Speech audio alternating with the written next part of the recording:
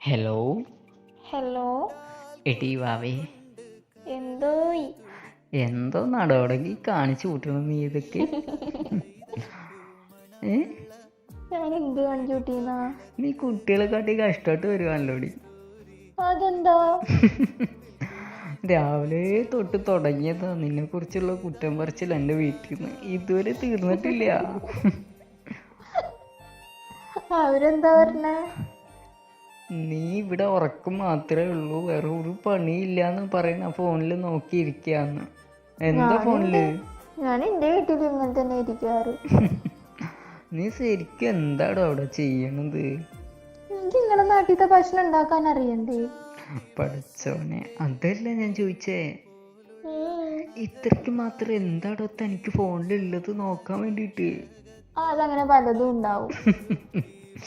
അതങ്ങോട്ട് പറഞ്ഞൂടെ, വെറുതെ എന്തിനാ ഇങ്ങോട്ട് ഫോർവേഡ് ആക്കണ ആ മെസ്സേജും കൂടിയിട്ട്? പറയടോ, എന്താ ശരിക്കും അവിടെ സംഭവിക്കണ ഇപ്പോ? ഇവിടെ പ്രത്യേകിച്ച് ഒന്നും സംഭവിക്കണില്ല. ഞാൻ കിടന്നുറങ്ങും, കുറച്ചേരം ഫോണിൽ കളിക്കും, പിന്നെ ഉമ്മായിട്ട് കുറച്ചേരം വർത്താനം പറയും, അടിച്ചോരും നടക്കും. ഇത്രേ ഉള്ളൂല്ലേ?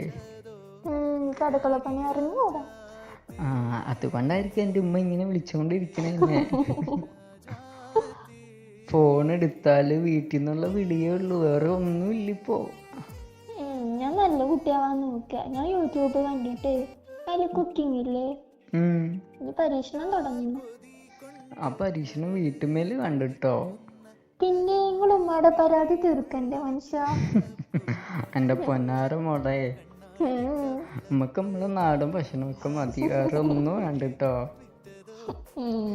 വയറ് കേടാക്കുന്ന രൂപത്തിൽ ഒന്നും ചെയ്യണ്ട, നിനക്ക് തന്നെ അവസാനം പണിയാവുള്ളൂ. അതും എനിക്കറിയാം ഉണ്ടാക്കാൻ, നിങ്ങൾ എന്നെ പഠിപ്പിക്കണ്ട കേട്ടോ.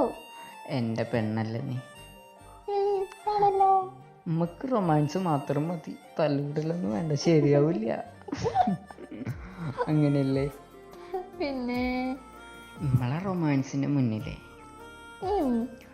ആരും വരാൻ പാടില്ല. അതങ്ങോട്ട് കിട്ടുപോയ പിന്നെ തിരികെ വരൂലടോ. നിന്റെ അടികൂടലും നിന്റെ ബഹളമൊക്കെയാണോ എനിക്ക് ആകെ ഒരു സമാധാനം. അതും കൂടിയിട്ട് നീ ഇല്ലാണ്ടാക്കല്ലേ. നീ ഒരിക്കലും നന്നാവില്ലേ. നീ ആരെന്ത് പറഞ്ഞാലും തിരിക്കും മറുപടിയും പറയണം കേട്ടോ എൻ്റെ വീട്ടില്. എന്നാലേ എനിക്ക് നിന്റെ ആ ഒരു എന്താ പറയപ്പോ, എൻ്റെ പെണ്ണ് പൊളിയല്ലേ. എന്നിട്ട് ഇന്നത്തെ അടികൂടലെല്ലാം കഴിഞ്ഞോ? ചെറുതായിട്ടൊക്കെ.